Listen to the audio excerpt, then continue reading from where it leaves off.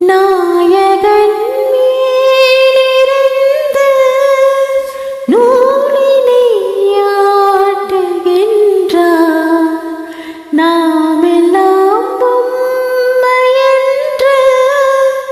நாடகம் காட்டுகின்றார். காவியம் போலொரு காதலை தீட்டுவார். காரணம் ஏதுமின்றி காட்சியை மாற்றுவார். ரயில் ஸ்நேகமாய் புயலடித்த மேகமாய்